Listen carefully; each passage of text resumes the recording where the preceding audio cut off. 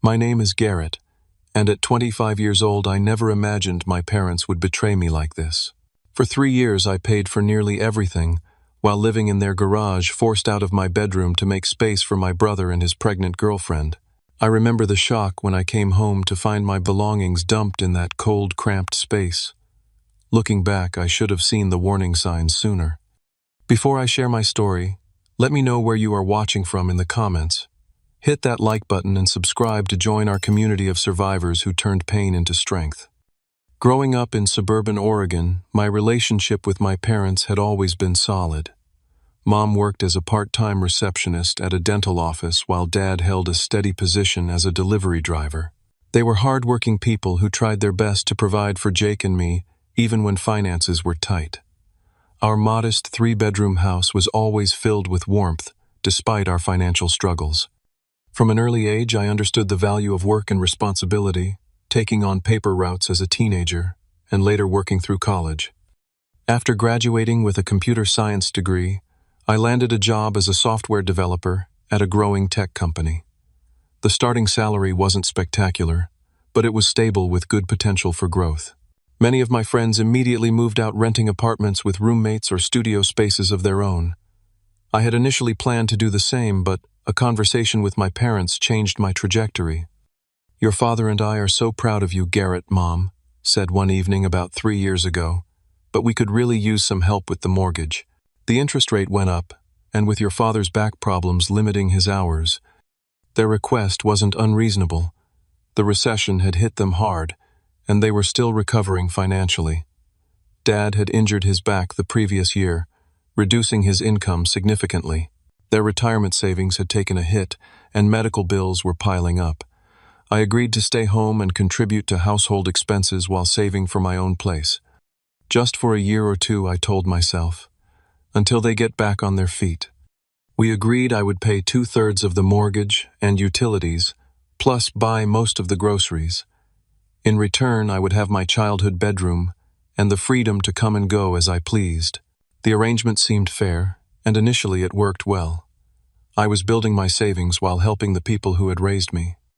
My brother Jake was a different story altogether. 2 years younger than me, he had always been the family charmer. Where I was studious and methodical, Jake was spontaneous and charismatic. He could talk his way out of any trouble, and had mastered the art of minimum effort for maximum reward. After barely graduating high school, he bounced between retail jobs, never staying anywhere longer than 6 months. "Jake is just finding himself," Mom would say whenever I expressed frustration at his lack of direction. He lived at home too, but his financial contribution was minimal and inconsistent. $20 here, $30 there whenever he felt like it.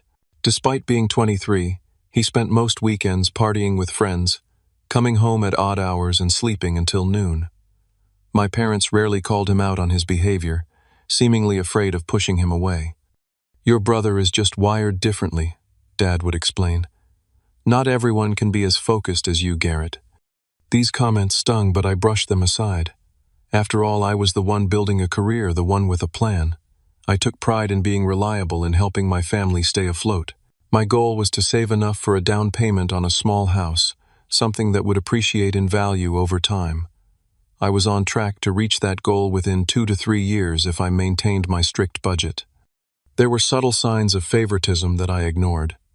Mom would make Jake's favorite meals on weeknights, but would only make mine on special occasions. Dad would drop everything to help Jake with car problems, but would ask me to wait until the weekend if I needed assistance. Small things easily dismissed, yet forming a pattern I refused to acknowledge. Despite these minor irritations, life was stable. I had my private space to decompress after work. I was advancing in my career, receiving my first promotion within 10 months. My social life was limited but satisfying, with weekend outings with colleagues and the occasional date.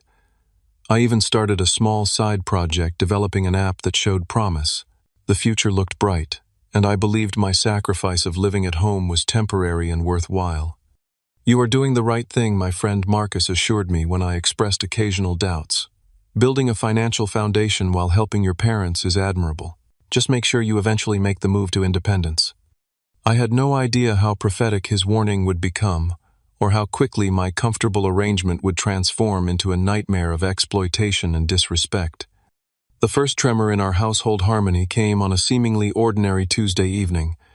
Jake burst through the front door during dinner, an unusual grin spreading across his face. He rarely joined us for meals, so his presence alone signaled something significant. "I have big news," he announced, pulling out a chair and helping himself to the lasagna I had brought home. "Natalie is pregnant. You are looking at a future dad." My fork froze midway to my mouth. Natalie was his latest girlfriend, a petite blonde with a penchant for drama who worked as a barista. They had been dating for barely 4 months, and their relationship seemed as unstable as all his previous ones, marked by intense arguments, followed by passionate reconciliations. "Are you serious?" Mom gasped, her hand flying to her chest. "I am going to be a grandmother." What followed was a scene of jubilation that left me bewildered. Dad jumped up to hug Jake. Mom was wiping tears of joy, and questions about due dates and gender reveals filled the air. No one asked the obvious questions. How would Jake support a child? Where would they live? Was this planned or an accident? Instead, this unplanned pregnancy from my chronically unemployed brother was being celebrated like he had announced a Nobel Prize win. "This is wonderful news, son," Dad said, clapping Jake on the shoulder. "Nothing more important than family." I offered congratulations too, though with more reservation. That night I lay awake thinking about how this might affect our household dynamics. I never imagined just how dramatically my life was about to change. 2 weeks later, I returned home from a particularly grueling workday. A system crash had kept me at the office until 8:30, and all I wanted was a shower and the comfort of my bed. When I unlocked the front door, unfamiliar shoes were scattered in the entryway, and the living room was filled with boxes. "Mom, Dad," I called out, navigating through the clutter. Mom appeared from the kitchen, an odd expression on her face, somewhere between guilt and defensiveness. "Garrett, we need to talk," she said, gesturing toward the dining table. Dad joined us, avoiding eye contact. "Jake and Natalie are moving in with us," Dad announced without preamble. "They need stability before the baby comes." "Okay," I said slowly, unsure why this required a formal discussion. Jake had essentially been living at home anyway, just disappearing for days at a time to stay at Natalie's shared apartment. "They can use the guest room, right?" The uncomfortable silence that followed sent a chill through me. "Actually," Mom continued, her voice unnaturally bright, "we think they need more space with the baby coming and all. They will need room for a crib and changing table." "So we gave them your room," Dad finished, finally meeting my eyes with a challenging stare. "We moved your things to the garage. We fixed it up for you." The words hit me like a physical blow. My room. The space I had maintained, the sanctuary I retreated to after long workdays supporting this household, given away without consultation. "You did what I asked," my voice barely audible. "It is already done," Mom said, patting my hand as if soothing a child. "Come see what we did with the garage. It is quite cozy." In a daze, I followed them through the kitchen and out the side door to our detached garage. Half of the space was still occupied by Dad's tools and storage boxes. The other half had been hastily converted into a makeshift bedroom. My bed was wedged against one wall, my dresser against another. A small desk supported my computer. A flimsy room divider provided the illusion of separation from the garage items. "We put in that space heater for winter," Dad said proudly, pointing to a small unit that looked woefully inadequate for the uninsulated space. "And we ran an extension cord for your electronics." I stood silently, taking in what they had done. The concrete floor was partially covered by an old area rug. There was no proper closet, just a metal rack for hanging clothes. The single window was small and covered with security bars, offering minimal natural light or ventilation. "Where is the bathroom?" I finally asked. "You will use the downstairs half bath," Mom explained, "and you can shower in the main bathroom when Jake and Natalie are not using it." My belongings had been packed haphazardly with little regard for organization or care. Books were stuffed in random boxes, framed photos piled in a corner, some with cracked glass. The disrespect was palpable. "You did this without asking me," I managed to say, struggling to keep my voice steady. "I pay most of the bills in this house." "It is only temporary," Mom insisted, though her eyes slid away from mine. just until they get on their feet. Family needs to stick together during important times like this. And you are not even here most of the day, Dad added. You are at work. They need the space more than you do. Before I could formulate a response, the sound of laughter drew our attention back to the house. Jake and Natalie were walking through the kitchen, arms full of shopping bags. They spotted us through the open garage door. "Oh hey," Garrett Jake called cheerfully. "Thanks for the room upgrade, bro. Natalie loves the extra closet space." Natalie offered a small wave, her free hand resting on her still flat stomach. "The nursery will look amazing once we paint. I am thinking mint green."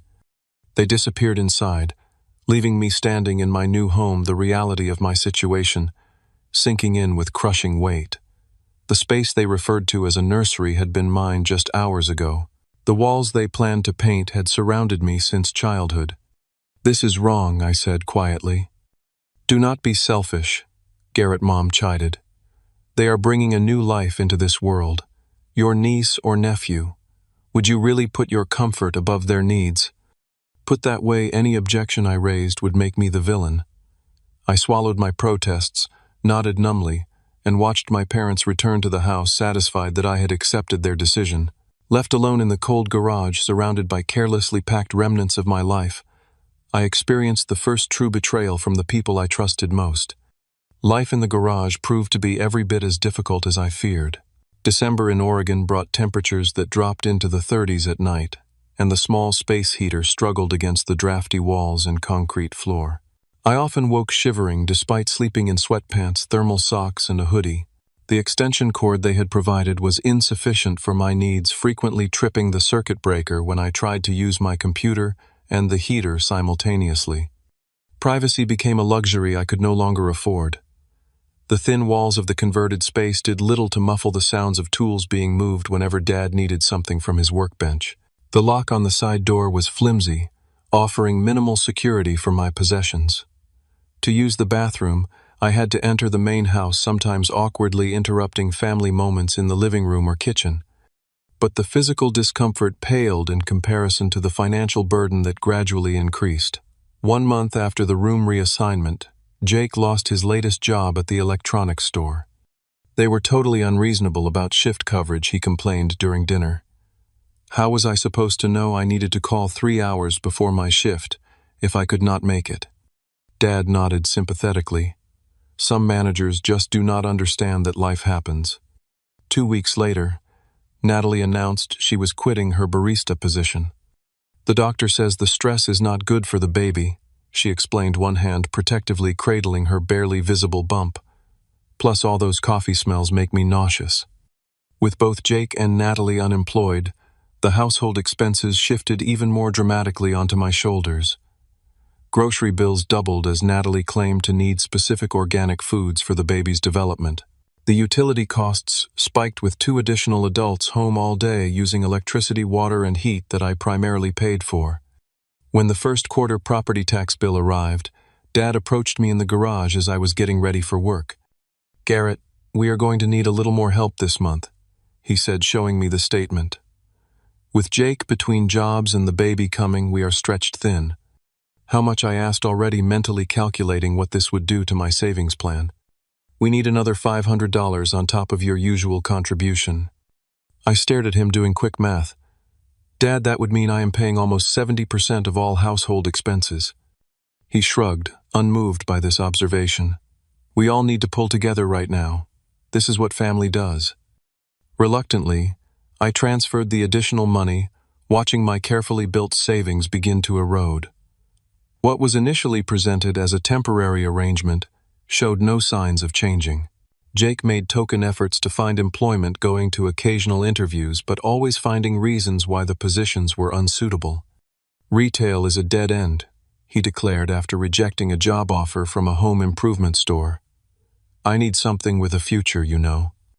Meanwhile, Natalie made herself increasingly at home, rearranging kitchen cabinets to her liking and leaving her personal items scattered throughout common spaces. She developed a habit of using my premium shower products whenever I left them in the bathroom, claiming pregnancy brain made her forgetful about which items were hers. My attempts to establish boundaries were met with resistance and accusations. "Seriously, Garrett, it is just shampoo," Jake snapped when I mentioned the issue. "Do you really want my pregnant girlfriend using cheap stuff with chemicals?" Personal items began disappearing from my garage space. My wireless headphones vanished only to reappear weeks later in Jake's possession. "I thought you said I could borrow these," he insisted when confronted. "I never said that." "Well, pregnancy brain must be contagious because I could have sworn you did." The bathroom schedule became another point of contention. Despite agreeing that I would have access between 7 and 7:30 each morning before work, I frequently found Natalie occupying the shower during my allotted time. Morning sickness was her standard excuse, though it seemed suspiciously scheduled to coincide precisely with my bathroom time. After 3 months of garage living, I attempted to have a rational conversation about fairness and contribution. I chose a Sunday afternoon when everyone was home, laying out a reasonable proposal for shared responsibilities. "I understand supporting family is important." I began carefully, but I think we need to discuss a timeline for Jake and Natalie finding their own place, or at least contributing to household expenses. The reaction was immediate and hostile. "I cannot believe how selfish you are being," Mom said, her expression disappointed. "Your brother is preparing to become a father. Do you not care about your niece or nephew at all?" "We are trying our best," Natalie added, tears welling in her eyes on cue. "Do you think I wanted to get morning sickness to lose my job?" Jake slung an arm around her shoulders protectively. "Real family supports each other without keeping score, bro." "I am not keeping score," I protested. "I just think there should be some balance. I am living in a garage while paying for almost everything." "The garage that we own," Dad pointed out sharply, "on our property." The implication was clear. Despite my financial contributions, I had no real standing to negotiate. The conversation ended with me apologizing for upsetting everyone, especially Natalie in her delicate condition. As months passed, my resentment grew alongside my financial strain. My savings goal became increasingly distant as more emergency expenses arose. When the water heater failed, I covered the $2,000 replacement. When property insurance increased, I absorbed the difference. All while Jake and Natalie contributed nothing beyond occasional token gestures like buying a pizza or a gallon of milk. The breaking point came 9 months into this arrangement when I discovered the family was planning a weekend getaway to celebrate the imminent arrival of the baby. "We are thinking a nice cabin by the lake," Mom told me excitedly. "Just family to enjoy our last quiet weekend before the baby comes." "Sounds nice," I said. "When is it?" "Next weekend. We need your portion of the rental fee by Wednesday. It comes to $700. I blinked in surprise. "My portion, $700. That is most of the cost, is it not?" "Well, Jake and Natalie cannot contribute right now." "Obviously," she explained as if speaking to a child, "and your father and I are covering the food and activities." "Was I even included in the planning?" I asked. Mom looked uncomfortable. "Well, we assumed you would be busy with work. It is really more for the expectant parents anyway." The message could not have been clearer. My money was welcome, but my presence was an afterthought. That night alone in my cold garage, I finally allowed myself to acknowledge what my friend Marcus had been telling me for months. I was not being treated like family. I was being used. Baby Sophia arrived in early summer, a tiny 6-pound bundle with Jake's nose and Natalie's blue eyes. The household revolved entirely around her arrival, with my parents transformed into doting grandparents who seemed to forget they had 2 sons, not just one. My bedroom, now officially converted into a nursery with mint green walls and woodland creature decals, became a shrine to their first grandchild. "Is it not amazing what Jake and Natalie have created?" Mom would say, cradling Sophia while giving tours of the nursery to visiting relatives. No one ever mentioned that the room had been mine just months before, or that I was now living in the garage while funding much of their comfortable family life. My living conditions deteriorated further after Sophia's birth. Sleep became a luxury as the baby's cries penetrated the thin garage walls at all hours. Natalie developed a habit of doing laundry at midnight, the washer and dryer located just on the other side of my makeshift wall, their rumbling and buzzing, making rest impossible. Babies run on their own schedule, she would say dismissively when I mentioned the noise. You try keeping a newborn on a convenient timetable. The financial burden grew heavier. Formula diapers and baby clothes were mysteriously added to the shopping list I was expected to fund. Doctor visits and unexpected baby expenses became my responsibility because family helps family. My credit card balance crept upward for the first time since college as my carefully managed finances buckled under the strain. 1 year into this arrangement, my life had become unrecognizable. The promising career path I had been on stalled as chronic sleep deprivation and stress affected my performance. My supervisor noticed the change. "You seem distracted lately, Garrett," she commented during my annual review. "The quality of your code has slipped, and you have missed 2 project deadlines. Is everything okay at home?" How could I explain that home was a drafty garage, where I slept on a twin bed between storage boxes and power tools, that I was essentially supporting 5 people on 1 salary, while being treated like an unwelcome tenant? I mumbled. Something about temporary family issues and promised to improve. My social life withered away entirely. Friends stopped inviting me out after I canceled too many times due to family obligations or financial constraints. Dating became impossible both logistically and emotionally. How could I bring someone back to a garage bedroom? How could I explain my living situation without sounding either pathetic or foolish? The isolation fed a growing depression. I found myself sitting in my car after work, dreading the return to a house where I was simultaneously essential and invisible. Some nights I would drive to a nearby park just to sit in silence and escape the chaos of home. The dynamics within the house grew increasingly toxic. Jake and Natalie operated as if they were the primary residents making decisions about communal spaces without consultation. The living room gradually filled with baby equipment, leaving little room for anyone else. The kitchen cabinets were reorganized to accommodate baby bottles and supplies, my few items pushed to inconvenient top shelves. When family decisions were made, I was rarely included in the discussion, despite being the primary financial contributor. Major purchases happened without my input, though the cost often fell to me. When the refrigerator needed replacement, Dad and Jake selected an expensive model with a built-in ice maker and water dispenser, then presented me with the bill as a fait accompli. "We knew you would want the best for the family," Dad said when I questioned the extravagance. Jake and Natalie's attitude toward me shifted from initial gratitude to entitled expectation. My financial support was taken for granted, treated as an obligation rather than a choice. If I hesitated or questioned any expense, I was portrayed as selfish and unfeeling. "Do you really want your niece drinking tap water?" Natalie would ask if I questioned the delivery of bottled water. There could be lead in the pipes. "Sophia needs these educational toys for proper development." Jake would insist when ordering expensive baby items online, "unless you want her to fall behind other kids." Every request came wrapped in guilt and emotional manipulation. Every refusal was met with accusations of not caring about family. The weight of being the responsible one crushed me a little more each day.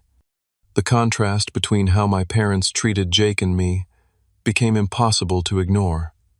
His parenting was praised effusively, despite his minimal involvement.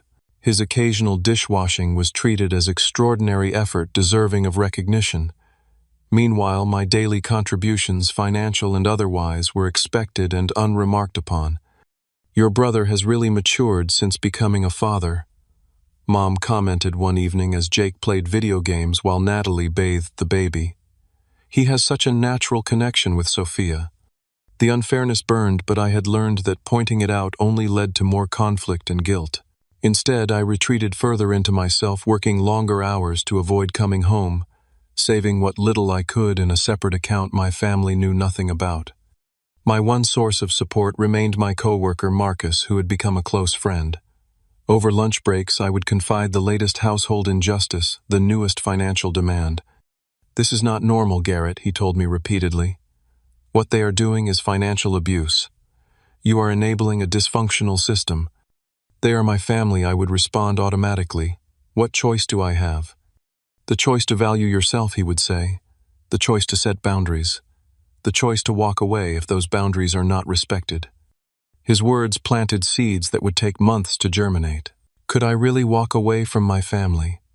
Was I truly helping them by allowing this exploitation to continue, or was I merely postponing the inevitable collapse of an unsustainable situation?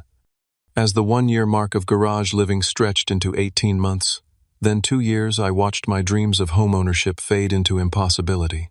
My savings had been depleted, my career momentum stalled, my self-esteem eroded by constant messages that my needs were secondary to everyone else's. The family vacation planned without including me was particularly painful. Photos of my parents, Jake, Natalie, and Sophia, at a beachside resort filled our family group chat adventures I had helped fund, but was not invited to share. When they returned, sunburned and smiling, no one seemed to notice the absurdity of showing me vacation pictures from a trip I had partially financed, but was excluded from experiencing. Sophia loved the ocean, Mom gushed, scrolling through endless photos. She is such a water baby. I nodded and smiled, playing my assigned role of supportive uncle and financial provider, swallowing the hurt and resentment that threatened to choke me. That night, lying on my bed in the garage, listening to the distant sounds of my family watching a movie together in the living room, I finally acknowledged the truth that Marcus had been trying to help me see. This was not a temporary situation. This was not family supporting each other through difficult times. This was exploitation, plain and simple, and it would continue as long as I allowed it. After 2 years of living in the garage while financially supporting my brother's family, I decided it was time for a direct intervention. I spent weeks gathering financial records, creating spreadsheets, and outlining a reasonable plan for transitioning Jake and Natalie toward independence. I practiced what I would say, trying to frame everything in terms of what was best for Sophia's future stability. I chose a Sunday afternoon when Sophia was napping, asking everyone to gather in the living room for an important family discussion. I had even prepared handouts professionally printed and organized in folders. Thank you all for sitting down with me. I began handing out the folders. I wanted to talk about our living and financial arrangements. I have put together some information that I think will help us all. Dad immediately frowned at the spreadsheet, showing household expenses and contributions. Mom flipped nervously through the pages. Jake did not even open his folder, instead leaning back with arms crossed defensively.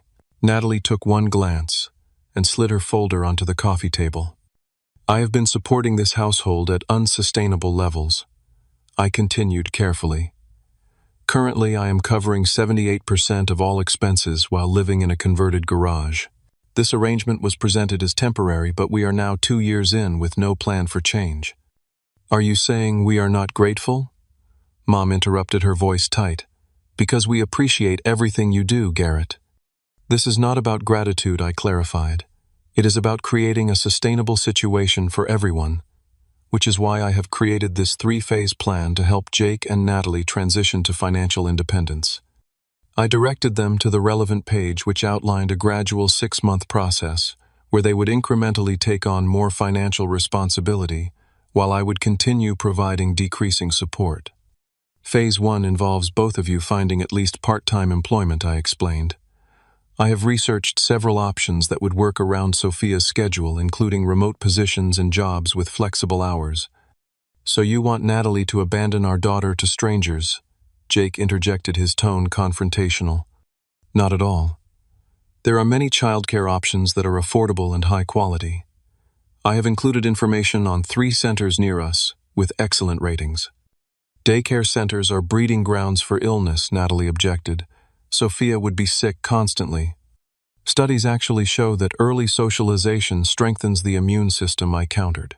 But more importantly, this plan would allow you both to start building careers and financial independence, which is better for Sophia long term. I cannot believe you are trying to dictate how we raise our child, Jake said, his voice rising. Since when are you the parenting expert? You do not even have kids. Dad raised a hand to quiet Jake. Garrett, while I appreciate the effort you put into this, you have to understand that Jake and Natalie have a child to raise. That is their primary responsibility right now. I understand that I said frustration building, but parenthood does not absolve people of financial responsibility. Most parents work and raise children simultaneously. We are not most parents, Natalie declared. We believe Sophia needs full-time parental attention during these formative years. Then perhaps you should be the ones financing that choice, I suggested, trying to keep my voice level. Right now, I am effectively subsidizing your parenting philosophy while living in a garage. Jake stood up suddenly. This is such bull. You think because you have some corporate job you can come in here and tell us how to live. Not everyone measures success by a paycheck, bro. Some of us value family over money. The implication that I did not value family stung deeply. This is not about money versus family. It is about fairness and respect. I have put my life on hold for 2 years to support all of you. No one asked you to do that, Jake shouted. You offered to help the family out, and now you are throwing it in our faces like we owe you something. You do owe me something, I responded, my careful composure finally cracking. You owe me basic respect and consideration. You owe me acknowledgement of the sacrifices I have made. And yes, you owe me a plan for how this situation changes going forward. Natalie began to cry right on cue. I cannot believe you are attacking us like this. We are just trying to do what is best for our daughter. Mom immediately moved to comfort her. It is okay, sweetheart. Garrett does not understand the pressures of parenthood. This is not about parenthood, I insisted. This is about basic fairness. I am living in a garage while paying for most of the household expenses. How is that reasonable? Dad stood up, his expression stern. That is enough, Garrett. I will not have you upsetting Natalie in her condition. Her condition, I asked, confused. What condition? A moment of awkward silence followed before Natalie placed a protective hand over her stomach. We were going to announce it this weekend. I am pregnant again. The news hit me like a physical blow. Another child, more expenses, more justifications for Jake and Natalie to avoid responsibility, more reasons why my needs would be secondary to everyone else's. Congratulations, I managed to say, though the word tasted bitter. But this actually makes my point more urgent. How do you plan to support 2 children? The same way we support one, Jake replied smugly. As a family. You mean with my money, I clarified. See, this is why Jake will always be more family-oriented than you, Dad said, the casual cruelty of his words striking deep. He understands that family is about supporting each other, not keeping ledgers and demanding payback. I looked around the room at the faces of people I had sacrificed so much for, and saw nothing but entitlement and dismissal. My carefully prepared intervention had failed completely. Not only had they rejected my reasonable proposal, but they had somehow transformed me into the villain of the story for even suggesting it. I think we are done here, I said, quietly gathering my unused presentation materials. No one disagreed or tried to continue the conversation as I walked out to my garage home, the weight of futility pressing down on me. Later that evening, I called Marcus and recounted the disastrous meeting. They are never going to change, are they? I asked, the realization both painful and liberating. No, he said gently, because they do not have to. You have created a situation where their behavior has no consequences. They have no incentive to change as long as you continue enabling them. So what do I do? You know what you need to do, Garrett. You just have not been ready to admit it to yourself. He was right. The path forward was becoming increasingly clear, though I still struggled to accept it. Walking away from family seemed unthinkable, a betrayal of everything I had been raised to believe about loyalty and obligation. But staying was slowly destroying me, financially, emotionally, and psychologically. That night I made a list of everything I had sacrificed over the past 2 years, my savings, my career advancement, my social life, my independence, my self-respect. Then I made a second list of what I had received in return, a cold garage to sleep in, constant guilt trips, and the privilege of funding a lifestyle I was not permitted to share. The imbalance was stark and undeniable, and with a second child on the way, the situation would only worsen. It was time to start planning my exit quietly and carefully before I lost everything, including myself. As Jake and Natalie's second pregnancy progressed, the dynamic in the house shifted yet again, this time with an even greater sense of entitlement. 3 years had now passed since I had been relocated to the garage. 3 years of paying the majority of household expenses while being treated as an afterthought in family decisions. The announcement of the second pregnancy brought with it new expectations and demands. One evening, Mom and Dad asked me to join them at the dining table, while Jake and Natalie were out shopping for baby items, presumably on my dime. "We need to discuss living arrangements." Dad began, his tone falsely casual. "With another baby coming, Jake and Natalie will need more space." I looked between them, a sense of dread building. "What are you suggesting?" Mom reached across to pat my hand. "We have been thinking that the basement might be a better space for you. We could clear out the storage area and set up your bed down there." I stared at them, momentarily speechless. The basement was a damp, windowless space with exposed pipes and occasional flooding during heavy rains. It was currently used for storage, precisely because it was unsuitable for habitation. "You want me to move from the garage to the basement," I clarified, certain I must have misunderstood. "Jake thought it might work well," Dad continued. "That way they could use the garage as a play area for Sophia and the new baby. Kids need space to run around, especially during winter months."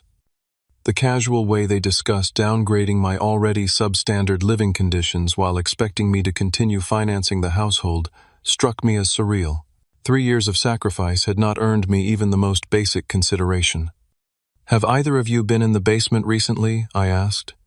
"It has mold issues, and the ceiling is too low for me to stand upright in some areas."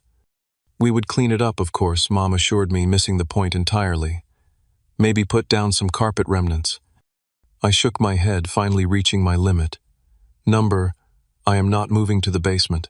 If anything, after 3 years of paying most of the bills, I should be moving back into an actual bedroom in the house.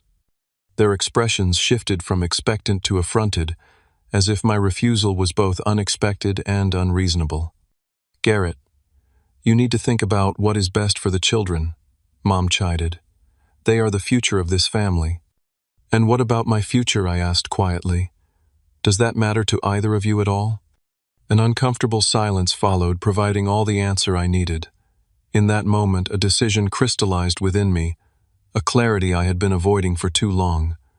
I would not be moving to the basement. I would be moving out entirely, cutting the financial umbilical cord that had allowed this dysfunctional situation to persist. Before I could verbalize this resolution, however, another discovery pushed me firmly over the edge. While searching for an important tax document in Dad's home office, I came across loan paperwork I had never seen before. My parents had taken out a second mortgage on the house, 6 months earlier, borrowing against their equity to provide Jake with startup capital for an online business venture he had never even mentioned to me. The business, according to the sparse documentation, involved reselling trendy sneakers online, a market Jake claimed to understand but had no actual experience in. The loan amount was substantial, $30,000, with the house I was helping pay for offered as collateral. The venture had apparently failed within 3 months, the money gone with nothing to show for it.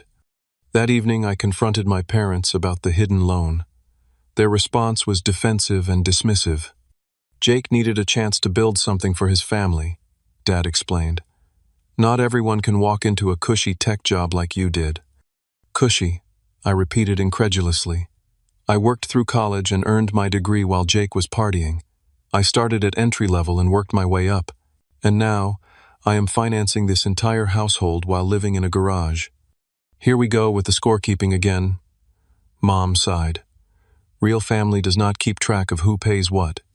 "Except you do keep score," I pointed out. "You constantly remind me of my obligations to this family while never holding Jake to any standard at all. And now you have put the house at risk without even consulting me, despite the fact that I pay most of the mortgage." "It is still our house," Dad stated firmly. "You live here rent-free." The statement was so divorced from reality that I actually laughed. Rent-free, I pay over $2,000 monthly toward the mortgage and utilities. I buy most of the groceries. I paid for the new water heater, the refrigerator, and countless other expenses. In what universe is that rent-free? "Well, if you are so unhappy with the arrangement, maybe you should find your own place," Mom suggested clearly, not expecting me to agree. "You know what? You are absolutely right. I should." Their expressions changed from defensive to alarmed, as they realized I was serious. "Now, Garrett, do not be hasty," Dad backpedaled. We can discuss the basement situation further. This is not about the basement, I said, my voice steady with newfound resolve. This is about 3 years of being taken advantage of, while being made to feel selfish for having basic needs and expectations. I am done. I walked away from that conversation with a weight lifted from my shoulders. The decision had been made. Now I needed to execute it carefully and completely. Over the next 2 weeks, I quietly put my plan into action. I secured a 1-bedroom apartment across town, signing the lease during my lunch break. I opened a new bank account at a different financial institution and began transferring my funds. I created a detailed inventory of my possessions to ensure nothing would be accidentally claimed by Jake or Natalie. I arranged for a moving truck for the following Saturday, scheduling it during a time when I knew everyone would be home. This was not going to be a quiet exit. It needed to be clear and unambiguous. When the truck pulled up outside our house that Saturday morning, the family was gathered in the living room. Sophia was playing with blocks on the floor, Jake and Natalie were discussing baby names, and my parents were offering suggestions. The domestic scene might have appeared wholesome to an outsider, unaware of the dysfunction beneath the surface. "What is that truck doing here?" Dad asked, as I walked through with an empty box. "I am moving out," I replied simply. "Today." The announcement created immediate chaos. Mom began to cry. Dad demanded explanations. Jake looked stunned, and Natalie quickly gathered Sophia as if my departure might somehow harm her. "You cannot just leave," Mom protested. "What about the mortgage payment due next week? What about the property taxes coming up?" The fact that her first concern was financial rather than emotional spoke volumes. "I have paid my last contribution to this household," I stated calmly. "From now on, the 4 adults living here will need to figure out how to support yourselves." "This is about the basement, is it not?" Dad asked. "We can work something else out. Maybe convert the dining room for you instead." "This is not about where I sleep," I explained. "This is about being valued and respected as a member of this family, which I have not been for a very long time." Jake finally found his voice. "So you are just going to abandon your family when we need you most, with a baby on the way?" "I am not abandoning anyone. I am choosing to stop enabling a situation that is unhealthy for everyone, including Sophia and your unborn child. Children need to see adults modeling responsibility and mutual respect, not exploitation and entitlement." "We never exploited you," Mom insisted. "We gave you a place to live." "In the garage," I reminded her, "while I paid most of the bills. That is the definition of exploitation." As the movers began loading my furniture and boxes, the reality of the situation finally seemed to dawn on my family. Without my financial contribution, their comfortable lifestyle would immediately become unsustainable. The panic in their expressions confirmed what I had suspected. They had never prepared for this possibility, never developed a contingency plan for life without my support. "You cannot do this to us," Dad said, his anger barely contained. "After everything we have done for you." "What exactly have you done for me these past 3 years?" I asked quietly. "Besides, take advantage of my sense of obligation and make me feel selfish for having basic needs." He had no answer. As the last of my possessions were loaded onto the truck, I handed my parents an envelope containing information. They would need the date of my final contribution to household expenses, the account numbers for utilities I would no longer be paying, and the name of the affordable financial counselor I had researched for them. "I am not doing this to hurt you," I told them sincerely. "I am doing this because it is necessary for me and ultimately for all of you. Jake and Natalie need to learn financial independence. You need to establish realistic expectations about retirement. And I need to start living my own life." I knelt down to say goodbye to Sophia, who at 2.5 years old probably would not remember me as the uncle who had sacrificed so much for her comfort. "Be good, kiddo. I will see you soon." As I walked toward my car, Jake followed me out. "You will regret this," he said, his voice shaking with anger and perhaps fear. "When you need family someday, remember this moment." I turned to face him one last time. "I have needed family for the past 3 years, Jake. I needed respect, consideration, and reciprocity. I never received any of those things. That is what I will remember." With those words, I drove away from the house that had become a prison of obligation toward a future that, while uncertain, was finally my own to shape. The first night in my new apartment was surreal. The space was modest, a one-bedroom unit in a quiet complex with covered parking and a small balcony. Nothing luxurious, but entirely mine. I sat on my bed, surrounded by half-unpacked boxes, and listened to the unfamiliar silence. No Sophia crying, no Jake, and Natalie arguing, no parents making decisions about my life without consulting me. Just peace, beautiful and unfamiliar. My phone had been buzzing constantly since my departure, messages ranging from Mom's tearful pleas to Dad's angry demands to Jake's alternating threats and guilt trips. I silenced the notifications, needing space to process the magnitude of the change I had initiated. The financial implications were significant. My monthly expenses were now considerably lower without supporting 5 people. But I had depleted much of my savings over the past 3 years. My retirement contributions had been minimal, and my career advancement had stalled. I was essentially starting over at 28, far behind where I should have been. Yet despite these challenges, I felt lighter than I had in years. The freedom to make my own decisions, to prioritize my own needs without guilt, was worth every penny of financial setback. The fallout from my departure was swift and predictable. 3 days after I moved out, Mom called in tears. "The mortgage payment is due tomorrow," she sobbed. "We do not have enough to cover it." "I am sorry to hear that," I responded calmly. "You might want to call the bank and discuss payment options." "But you always handle this," she protested. "We are counting on you." "Not anymore," I said gently but firmly. "This is exactly the kind of dependency I cannot support any longer." Similar calls followed about utility bills, grocery money, and unexpected expenses. Each time I maintained the same boundary, I would no longer be the financial solution to their problems. 2 weeks after my departure, Dad showed up at my apartment unannounced. His expression was a mixture of anger and desperation. "This has gone on long enough," he declared when I opened the door. "Your mother is beside herself with worry. Jake and Natalie cannot make ends meet. You need to come back and fulfill your responsibilities to this family." I invited him in, offered him coffee, and calmly explained that I would not be returning. "My responsibility to myself has to come first now," I told him. "For years I neglected my own needs to meet everyone else's. That period of my life is over." "So that is it. You just abandon your family when things get tough," he demanded. "I supported this family financially for 3 years while living in a garage," I reminded him. "I did not leave when things got tough. I left when I realized the situation was never going to change unless I forced it to." He left angry and disappointed, unable to see beyond his perception of me as selfish and uncaring. It would take months before any member of my family began to understand the legitimacy of my position. In the meantime, I focused on rebuilding my life. I threw myself into work, earning a promotion within 4 months of my move. I reconnected with old friends and made new ones, gradually expanding my social circle beyond just Marcus, who remained a steadfast supporter.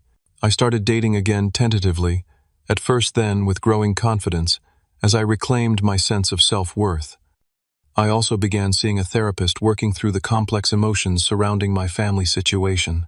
The guilt that had been my constant companion for years slowly began to dissolve as I gained perspective on the dysfunctional dynamics I had escaped. "What you experienced was a form of financial abuse," my therapist explained during one session. "Your family systematically exploited your sense of obligation while disregarding your needs. Walking away was not only reasonable but necessary for your well-being." 6 months after my departure, I received a text from Jake that surprised me. "Can we talk? Just the 2 of us." We met at a coffee shop near my apartment. Jake looked different, somehow older and more subdued. The trademark cockiness had diminished, replaced by something approaching humility. "Things have been hard since you left," he admitted, after awkward small talk.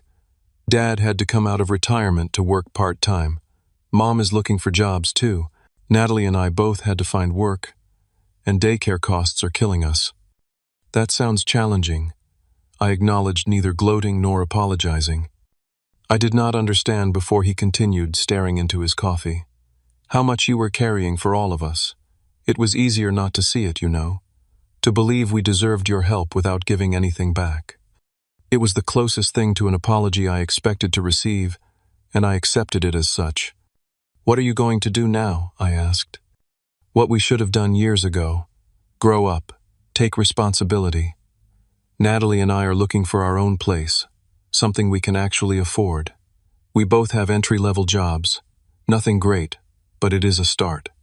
Our relationship began to heal slowly after that conversation, not back to what it had been, but towards something potentially healthier based on mutual respect rather than exploitation. My parents took longer to come around. Dad maintained his position that I had betrayed the family by prioritizing myself. Mom wavered between guilt trips and tentative acknowledgments that perhaps the situation had been unfair to me. I maintained firm boundaries with both of them, limiting contact and refusing to be drawn into financial discussions. A year after moving out, I invited them to my apartment for dinner, a neutral meeting on my terms. They came still uncomfortable with our new dynamic, but making an effort. The conversation was strained but civil. When Mom commented on how nice my place was, I detected a note of genuine happiness for me beneath her wistfulness. "You seem different," Dad observed as they were leaving. "More confident." "I am," I agreed. "Taking care of myself has allowed me to become the person I was meant to be, instead of just the family ATM." He winced at the characterization, but did not dispute it. The journey toward healthy relationships with my family continues, with progress and setbacks along the way. I maintain clear boundaries about money, refusing to slip back into the role of financial savior. Sometimes this creates tension, but I no longer feel guilty for protecting myself. The most profound lesson I learned from this experience was that genuine love requires respect and reciprocity. Supporting others should not come at the cost of your own well-being. Sometimes the most caring thing you can do, both for yourself and for those who have become dependent on you, is to step back and allow natural consequences to occur. I also learned that taking care of yourself is not selfish, it is necessary. Like the airline safety demonstration says, you must secure your own oxygen mask before helping others. By depleting myself to support my family's dysfunction, I was not helping any of us grow or thrive. Today, 3 years after walking away, my life is unrecognizable from before. I have been promoted twice at work. I have a healthy savings account again, and am back on track with retirement planning. I recently put a down payment on a small townhouse, achieving the goal that had been derailed by years of financial exploitation. My relationship with my family has evolved into something more balanced, though not without ongoing challenges. Jake and Natalie now live in their own apartment with their 2 children. They struggle financially but are learning to manage independently. My parents had to downsize to a smaller home but have adjusted to their new reality. We gather occasionally for family events, and I enjoy being Uncle Garrett to Sophia and her brother without the weight of resentment that once colored every interaction. I contribute to birthday and Christmas gifts, but my financial involvement stops there, a boundary that everyone now understands and respects. Walking away was the hardest decision I ever made, but also the most necessary. It allowed me to reclaim my life, and ironically made it possible for genuine family relationships to eventually develop, not based on obligation or exploitation, but on mutual respect and care. If you find yourself in a similar situation, trapped in a cycle of giving that depletes you while being taken for granted, know that setting boundaries is not selfish, it is essential. True love does not demand self-sacrifice to the point of self-destruction. Sometimes the bravest, most loving thing you can do is walk away. Have you ever had to set difficult boundaries with family members who took advantage of your generosity? Share your experiences in the comments below. And if this story resonated with you, please like, subscribe, and share it with someone who might need to hear that it is okay to prioritize their own well-being. Thank you for listening to my journey, and remember, you deserve to be valued not just for what you provide, but for who you are.